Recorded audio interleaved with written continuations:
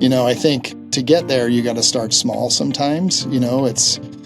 I've been fortunate in my recovery journey to climb mountains in the Himalaya, and they are daunting tasks. When you look up at them, it seems insurmountable, but you climb it by kicking one step and then another step and then another, and resting up and getting up the next day and climbing again. And that's how you do big things, is you do it one step at a time, but never losing sight of the vision of what you think is possible. And the people you surround yourself with, you have to share the same vision and values. When you share those values, you're going to treat everybody the same, whether you're building a business or you're starting a nonprofit or you're just trying to change your life. Bringing those principles into your life, whether it's seeing people with integrity or believing in people or showing up and just trying to make people's lives a little bit better, whether that's through the product you're selling or the nonprofit that you're building, I think that things will be limitless. Welcome to the Going Big podcast. I'm your host, Kevin Gentry, and this is the place where we celebrate bold moves and big ideas. Each week, I sit down with inspiring leaders, entrepreneurs, and change makers who are making a significant impact in their careers and in their communities. Whether you're looking to level up your leadership, pursue your passion, or just get inspired to take your next big leap, this is where those stories come to light. Now, if you're listening on iTunes, YouTube, or anywhere else you tune into podcasts, be sure to hit that subscribe button so you'll never miss an episode. Now, let's dive in to what it means to truly go big. Well, today, ladies and gentlemen, we have a special guest on the Going Big podcast who really exemplifies how their own personal journey overcoming obstacles is a testament to the power of truly going big. With me is Scott Strode. Scott is the founder and executive director of the Phoenix, which is a remarkable community, sober, active community of now millions of people, frankly, who are trying to address the issues of substance abuse and addiction through community engagement, through physical exercise. Scott, you've got just a remarkable story. You founded this organization way back in 2006. I know you've reached well over 500,000 people as part of your program, with a goal to reach 10 million by 2030, which is extraordinary. You have a great new book that's come out, which is Rise, Recover, Thrive, How I Got Stronger, Got Sober, and Built a Movement of Hope. We'll talk about that. But it's really the movement that you've created that makes me the most excited to have you on the Going Big podcast. Scott, I want to welcome you, and I'll just let you kick off with just answering this first question. How is it that you decided that from your own personal experiences, you wanted to do what you're doing with the Phoenix? And tell us, what is the Phoenix?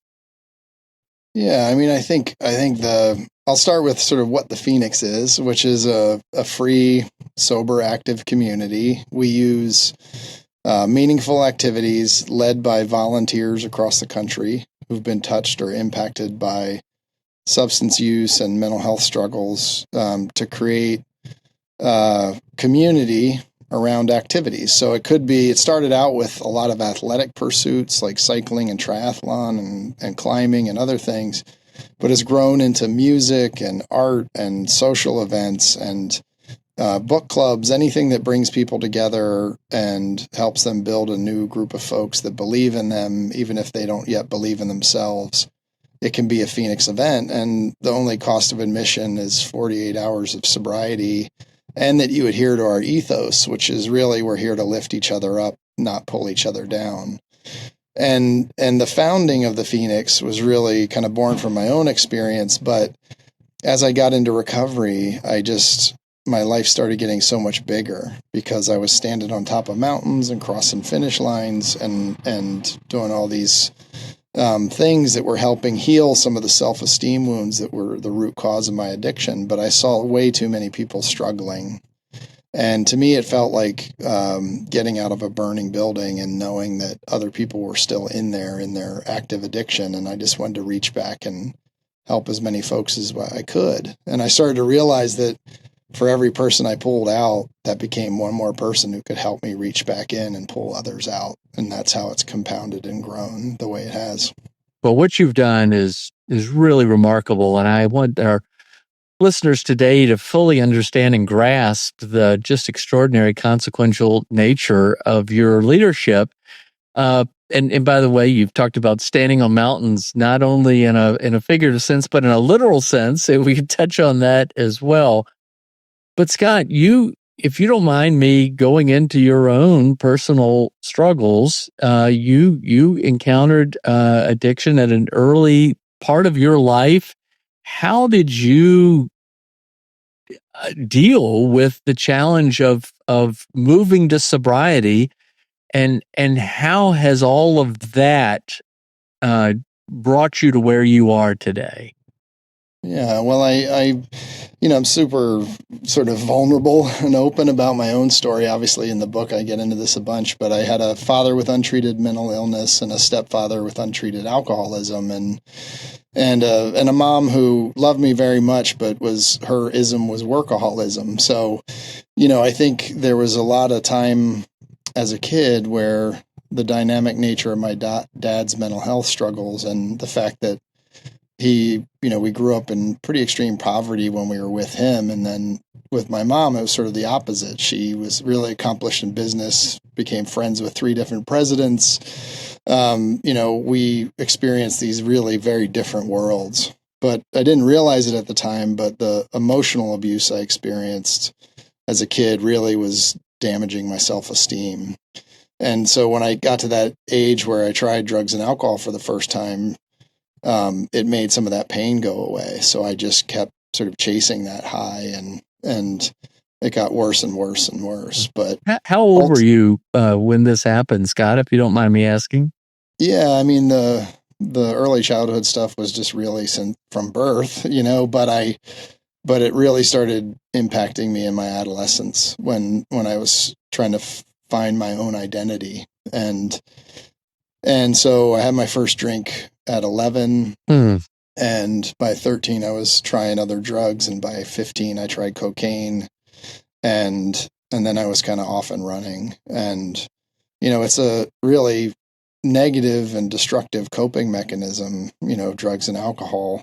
And as you use it, it starts failing you right away and you need more. And then the use gets more extreme. And then you kind of lose who you thought you were in that addiction. And that was my story too. Well, I want to obviously talk about how you used engagement in physical activity to address it, and that influenced the model for the Phoenix. But even before we tackle that, what was that lowest point that brought you to the recognition that, okay, I've got to do something different? Because there are plenty of people who can't ever get to that point of real change, radical change and acceptance. Yeah, for me, it was sort of kept sort of compounding upon itself, and over the years, it just got harder and harder to be inside of my body and my life. And, I would be so hungover, I'd have to call into work, and then you'd have to make up excuses about why you couldn't go. And then, you'd start using one night and that bender would turn into 2 days and you'd miss school. And, it just came to this point in the end of my addiction where I was so hungover one time, I actually missed Christmas. I couldn't even get out of bed to do that. And it just, the thing that's insidious about addiction is it sort of seeps into a family system in a way that it starts to become normalized, that it's just normal that the boys aren't up before 11 a.m. because they were out drinking, and my stepdad had 8 martinis the night before. So for him, he was waking up about the same time. And, it was just sort of the norm. And I was really sort of, couldn't stop my use at that point. And my last night I was using cocaine, and it makes you really paranoid. And I'd been drinking since the night before and using, and I just thought that was how my life was going to end. And the idea that somebody would have to tell my mom that ultimately her son died of an overdose was just something I couldn't imagine. And I woke up the next day and I just made a decision to change my life. And that was over 28 years ago. Wow. Well, thank you for your willingness to share this. I know part of sharing this is so important to what you're doing with the Phoenix. Thank you, Scott. So when that happened, you chose physical activities like boxing and climbing as a way to recover, and yet that ultimately shaped your vision for the Phoenix. Is that right? Tell us a little bit about that. Yeah, it was it wasn't very planned out at the time. It was sort of, I was seeking another path. I didn't really know what to do with myself, and I had a friend who was a Golden Gloves boxer, and she started teaching me the sport of boxing, and she brought me into the gym. And in that boxing gym, I met her coach, who was actually a former pro fighter who was sober. And I met a couple other sober guys there that were boxers. And I just started spending all my time there. I would still, at this point, I was early in recovery. I would just be the kid outside the gym with their gym bag waiting for the boxing gym to open. And I'd spend my day there. I'd train, and then I'd start helping train other people who were new. And then I was getting into climbing. I signed up for this climbing course. I didn't even know what climbing was. It was actually ice climbing that I did the first time.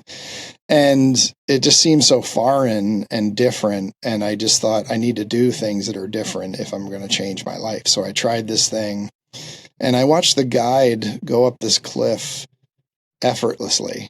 And he was teaching us while he was climbing. He got to the top, and then he started bringing us up on the rope. And I was like, just struggling to get up this cliff. I was falling off and hanging from these ice axes. And it was just this brutal struggle to get to the top. But it kind of was like how I felt in my life at the time. But I looked at him and I thought, maybe someday I'll be able to climb like him if I really put my mind to it. And I started saving up money, and when I could go up and climb, I would, and I'd stay sober, to just so I could accomplish that. And I started piecing together some recovery, and I started healing some of those self-esteem wounds. And and when I started really getting my feet under me, I just started thinking about all my friends that were still out in that old life, and trying to figure out how I could bring some of them with me. Wow. Well, you've touched on multiple going big items already. I mean, first was to break away from the substance use and embrace sobriety. The second was to look at that climbing challenge as something that you are going to attain, and then really to then commit your life to doing this much more broadly. So in 2006, you founded the Phoenix. So that's a huge going big thing. You've taken your own personal situation, said, okay, I'm going to take this to others. How would you describe some of the initial challenges and even setbacks? I mean, this is quite a journey, Scott. Yeah, it's well, I think, in setting out to found the Phoenix, I didn't really even know what that meant, I guess. Now looking back, I just I thought, well, we could start a nonprofit, and I think this stuff has been so impactful in my life. And at that point, I had a climbing partner who was also in recovery. I had another climbing partner who was a clinical social worker, and just saw the value in building nurturing community as a solution to addiction in our country. And I just had this feeling that so many of the resources that were out there fell short, that there were so many of them were sort of in this legacy of the war on drugs. We were still, on the tail end of trying to incarcerate our way out of addiction, or find drugs to get you off of drugs. And then you would have to figure out how to get off those drugs. It was just, no one was really approaching this with a belief in the strength in people. And there's something that you can't help but see in athletic pursuits is people enduring through challenges and facing adversity and overcoming it, whether it's, running that 5K or if it's tying into a climbing rope for the first time. And so from the very beginning, it was a strength-based program that believed in the strength in people, and that we had to treat people with dignity and believe in them if we were really going to help them change how they saw themselves. So those were always sort of core underpinnings of Phoenix. But I didn't really. I remember I gathered this group of about 11 people at my house, and I told them about this idea for the nonprofit. And at that point, we were called Phoenix Multisport. We dropped the multisport later as we got into music and art and some other things on top of the exercise. But they said, "Oh, this is a great idea. You should do this. I think we believe in you." And then they all kind of went home, and I was left trying to figure out, what do I do now? So we got our first Phoenix shirts printed up, and I started giving them out to my friends in recovery that I knew were cyclists or runners or were active. And we just started getting together and doing some activities. I was putting up ads on cork boards, and so it started really grassroots.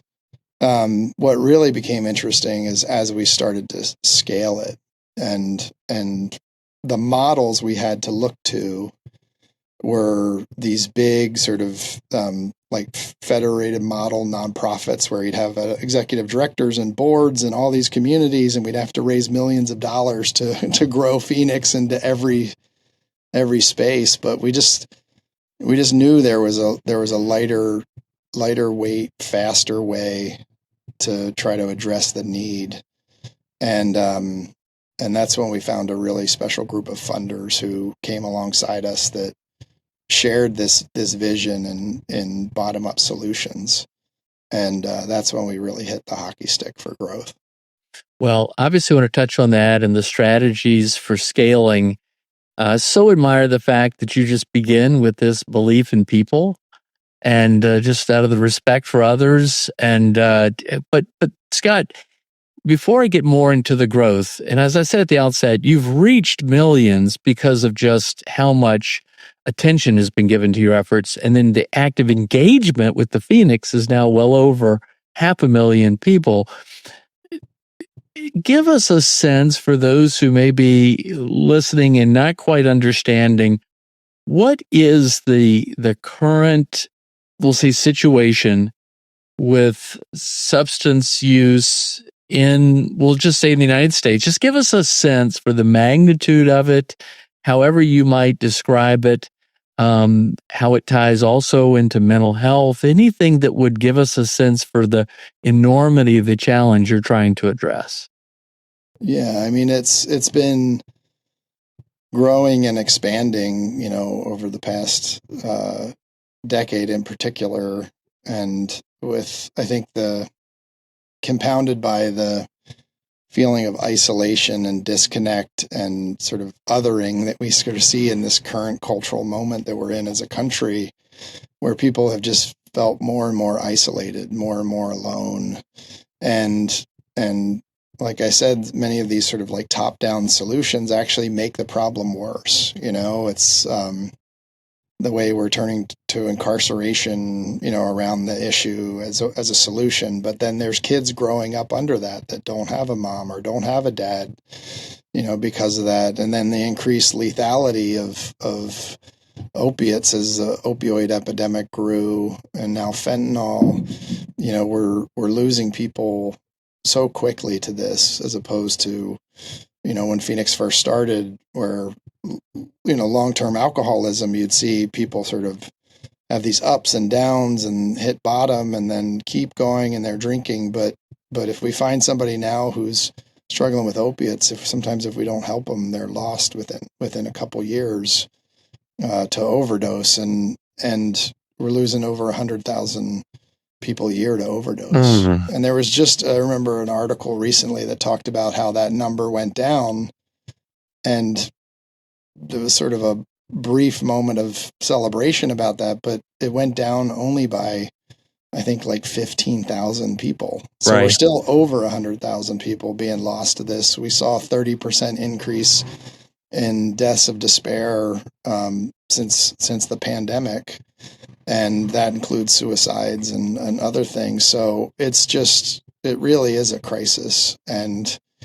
the nonprofit sector is just a space where we don't see a lot of innovation. Mhm.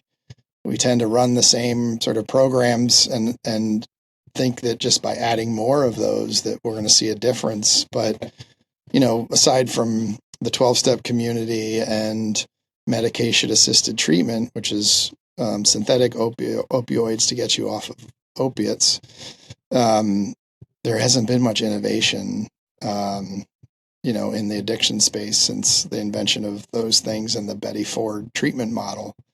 So Phoenix really thought we need to innovate and try to come up with a different way, because what we were doing as a country wasn't working.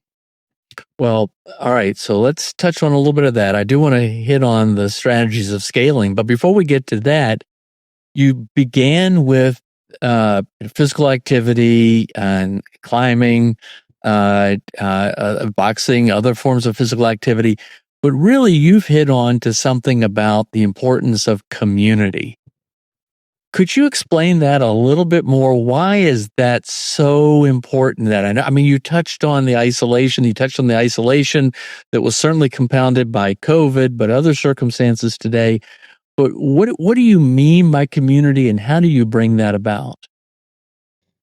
Yeah, I think all of us have some level of anxiety, being in social settings and connecting with others. And I think we all as humans just have this desire to be loved and accepted, for all the parts of us, even the things that are hard. But the things that we do well is where we tend to focus and sort of think that we have to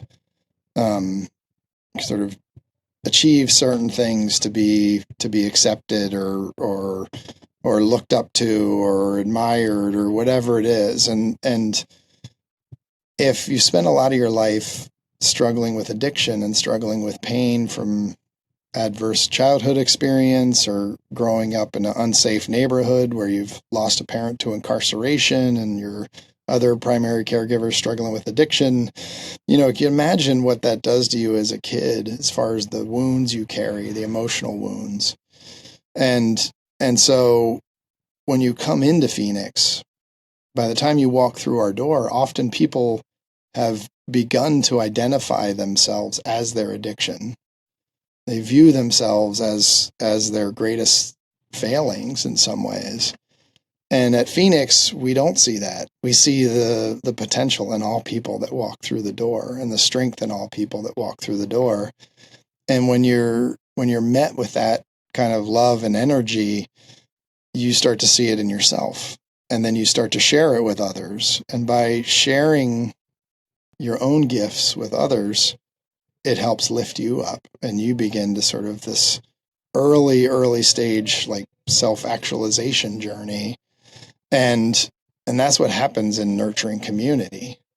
You try things that are outside of your comfort zone. You extend yourself. Maybe it's tying into the climbing rope, or maybe it's just finding the courage to go try to clean up those legal things that you have outstanding from your addiction, and reaching back out to your probation officer and just facing the music on some of those things to try to repair and move forward in your life. But sometimes the courage you find on the climbing wall, or lifting that heavy weight overhead, gives you the fortitude and strength to go address those other things. And what I love about Phoenix is you and I might come into Phoenix early in recovery, meet each other, and there's a day that I'm there for you. When the reality of life shocks you, I can be there to support you, and you don't have to drink or use to help work through that. You can actually just stay strong in your recovery. And then a day later, you might be there for me, and I might be shocked by the realities of life and want to go back to that old lifestyle. But the connections I have with you and the other people in the Phoenix community is what keeps me in recovery. And that's the beauty of real community, is we show up for each other when we need each other. and knowing that safety net is there gives us the courage to continue to grow in our recovery journey. Mm. Well, Scott, you mentioned that you've been able to scale your outreach efforts thanks to some generous philanthropic partners, but frankly, your leadership, I mean, talk about gifts. You've applied the gifts that you have of inspiring and motivating leadership very effectively. It's a very compelling story. You've stepped out courageously from your own experience. But do give us a sense, what is the strategy that you came upon that has enabled you to scale? It's not enough that you're doing this. I know you have this desire to reach millions of people. How did you come up with what is the strategy of scaling? Yeah, I think to walk into that strategy, I think we first need to unpack sort of the mindset I think that most nonprofit leaders have, and I certainly did when starting Phoenix. Was I was looking at this landscape of other organizations, and I was trying to model us like them, and I was also continued to have to sort of endure this friction around people seeing something that was different and didn't look like other things in the space. And an example of that is, one time I had somebody who I was sort of pitching Phoenix to as a potential funder, and he said, well, I don't really get it, like how riding bikes with people or taking them up a mountain is going to help them stay sober. Don't you need to like put them in treatment or, like a program or something? And I think that just that statement alone could have so many nonprofit leaders question themselves and question their model and start to try to like bend it into looking like what the sort of more institutionalized programs look like. But we knew in our heart that it was really special because we stood on top of those mountains with people and we saw that self-esteem ember catch fire, and we saw that passion that they had and belief in themselves and how that changed their whole life. But we just had to find funders who also believed in that. And then once we did, we also had to challenge our own thinking about how we scale and grow Phoenix. And this, one of our board members early on, his name is Don Furtman. He was a chief development officer of Subway, and he helped take Subway from about 140 stores to over 40,000. And Don said, how did you start Phoenix? And I said, well, I was a guy in a bike in North Boulder, Colorado, and I took some sober people on bike rides and we went to the climbing gym. And he said, well, all you got to do really is find a guy in a bike in another community or a gal with a bike and have them start Phoenix. And it just reframed sort of how scalable Phoenix was to me. And then as we found this philanthropic community called Stand Together, the executive director of their Stand Together Foundation at the time, Evan Feinberg, and I were on a call, and I was sort of pitching all the things that nonprofit leaders do, like maybe someday we'll be insurance reimbursable, and then we'll have chapters in all these, we'll have buildings everywhere, and we'll raise millions of dollars, and here's how we're going to scale. But it all started with me as a guy with a bike. And Evan kind of stopped me cold, and he said, tell me more about the guy in a bike, like how that works. And he saw the magic that Don, our board member, also saw, that if we could just find somebody else with lived experience in another community that wanted to share that strength with others, that Phoenix could be sort of infinitely scalable. And so we worked with Stand Together and with our board and our staff and our current funders at the time to really sort of test how big that opportunity was. And we put a tab on our website where people could volunteer to start Phoenix. And we had 700 communities reach out wanting to start Phoenix. So we took the tab off the website and because we couldn't answer all those emails, and we started getting back to all the top sort of groups that had reached out with the highest likelihood of being successful. And we activated 30 of them as a test. And many of them are still running Phoenix as volunteers in their spaces today. And that was over a decade ago. And And then we opened up this volunteer scale strategy. But the question that really reframed my thinking came from the Stand Together community. And it was, if you rebuilt Phoenix today and you weren't constrained by your current thinking, how many lives could you touch? And it helped me just sort of start with a clean slate and think about how big it could be.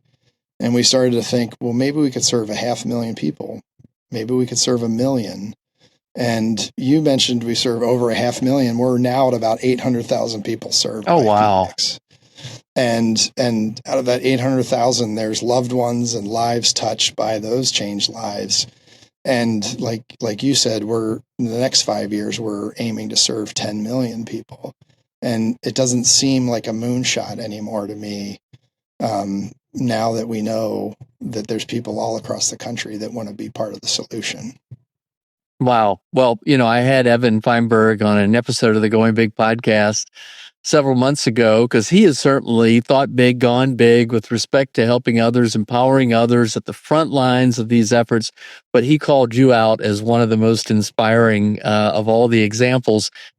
Scott, bring it to life a little bit more. I love your point about a guy on a bike, but is there somebody in your mind that whose story you could share? You don't have to name them necessarily, but could just give our audience a sense of what this is all about. How that somebody was just as you were back in the day, at just the depths of all their challenges, and their life was transformed. Yeah, I mean, I think a lot about Alex, who actually, I'm sitting here in our Boston building, and Alex came into Phoenix during the pandemic. It was like the height of COVID. We had to wear masks when we were in the gym. I don't think we could have more than 10 people in the building at any one time. It was pretty brutal to do workouts in masks, by the way. But he came in, and I could just feel how much he needed Phoenix. He was really early in his recovery journey, but he was here every morning at the 7:30 CrossFit workout.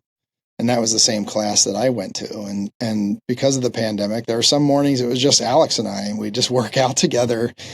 And to see his transformation, not just in how he got stronger physically, which his fitness level, skyrocketed as he had that consistency and kept coming, but it was more about that strength he was developing inside. And as we started to be able to take masks off and COVID sort of receded some, we really built a friendship. And he went from a member to getting a certification as a CrossFit instructor, to then leading some classes, to then becoming staff and started working at the Phoenix. And then he went from staff to ultimately overseeing volunteers. And now through those volunteers, he served probably over 5,000 people. And so that one changed life, then empowered to use their gifts to change others' lives, has reached 5,000 people. So who in that 5,000 people is like Alex and can come forward and pay that forward again? Oh, wow. Well, I've met many of these extraordinary people at your gyms or some of the other events that you've held, and the stories are all just talk about transformational. Scott, really applaud what you're doing. So another way of going big is that you decided to take a lot of this to a book. I mentioned this, Yeah. Rise, Recover, Thrive. It's been out now for just a bit this year. What are some key messages that you're hoping folks will take away if they pick up this excellent book and dive into it? I think that, really sort of as they read through those pages, seeing the intrinsic strength in people and how they've overcome really difficult things, and seeing the principles that have been sort of a handrail or a guide to us as we've built Phoenix, like the idea of treating people with dignity and how important that is, and how that helps them heal themselves and the belief in people, and then even sort of zooming out from there to the sort of, the founding principles of our country are really like a nation level expression of those same principles. The ideas of equal rights, the ideas that of being able to access life, liberty, pursuit of happiness, all of those things kind of distill down to these community level principles that underpin Phoenix. And what I think is really powerful in the book is towards the end, I talk a bit about how I see nurturing community here. People with ankle monitors, people coming out of the criminal justice system, people coming off the street, coming out of halfway houses and treatment centers, but they're fist bumping and high fiving and lifting each other up. It doesn't matter what sort of political bumper stickers on their car in the parking lot, that when they're at Phoenix, we're one Phoenix and we're here to lift each other up. And I hope that there's messages in this book that can help people think about us being one nation and that we can lift each other up. Well, I think that definition of community in terms of people lifting each other up is, that's awesome. And it's very inspiring. As I said, every time I meet some of your folks, it's very humbling, frankly, and I really applaud what you're doing. Folks listening today, let's say either perhaps they are themselves dealing with this issue and are looking for some hope, or maybe it's a family member who's just at wit's end. Let me ask first, what, Scott, could they do? How do they find out about the Phoenix? How can they be connected to a community near them? The best way to find us would be, to go to thephoenix.org, our website. But I think to really download our mobile app. We built this mobile app during the pandemic. It was the Phoenix, and it helped you find Phoenix programs across the country. But we started to realize we were stronger together, right? By bringing other nonprofits onto the app, we could build a network of resources, a marketplace of healing, we call it. And we rebranded our app as New Form. And the idea is New Form is a new form of digital community. And there's over 60 nonprofits on there now, in addition to the Phoenix. Some help folks overcoming trauma. Some help folks with specific recovery stuff. If you're a woman in recovery, you can find She Recovers. If you work in the food service industry, you can find Ben's Friends, which does recovery meetings for folks in that space. But we're really building this marketplace of organizations to help people rise. So I would say for folks to download New Form, jump in there and find the organizations that speak to them. And Phoenix is certainly the largest program on that platform. And go to a Phoenix event near you. And if there isn't one, you can be the person that starts it. You can be that guy or gal with a bike, or that guy or gal with a book club or art social or whatever it is. You can start Phoenix. And even if you yourself are struggling, by being the person who starts Phoenix in your community, you'll start becoming a center of gravity for other people to come alongside you and help lift you up while you're helping lift them up. And that's the real magic of it. Well, Scott, what's next? I mean, 10 million, that's quite an ambitious goal. I know you're constantly trying to think of ways to innovate. Your team themselves are very innovative. I had Jimmy Hutchison on the Going Big podcast a few episodes ago, and he talked about the whole idea of connecting sober communities into music concerts and how that happened. Love if you even want to touch on that. But what are some new next things you're thinking about? Well, music's a great one to lift up. We're always sort of, we use this way of thinking, and it comes from the entrepreneur space. It's called this idea of creative destruction, this idea of let's build something so much better tomorrow that what we have today becomes obsolete. And we're really actually solving the issue. And you know, creative destruction is from sort of pay phones to cell phones and smartphones were to laptops, you know. So, but we're always trying to drive creative destruction. So we're looking for those opportunities. And one of those was to step into creating sober supportive spaces and mental health supportive spaces in the music industry for both artists, industry, and fans. And that's something we jumped into with both feet, and then found a great partner and stand together on that too through the 1 Million Strong effort. And the goal is to not only serve 1 million people with Phoenix, but just in the music space to serve another 1 million individuals impacted by substance use and mental health struggles. And so that's something that's emerging. And as more artists come alongside us and industry professionals, that will be able to reach further and reach even more fans. And music is such a great place to drive culture from. But also, I would say our technology, you know, new form, reaching even further by bringing on partner organizations. So if you know of a nonprofit that's doing good work in the mental health or addiction space, share with them about Newform, and they can become a resource on that platform. And my dream with that is whether you're leaving treatment or the criminal legal system or just contemplating getting sober yourself, you can jump into Newform and you can find what you need when you need it.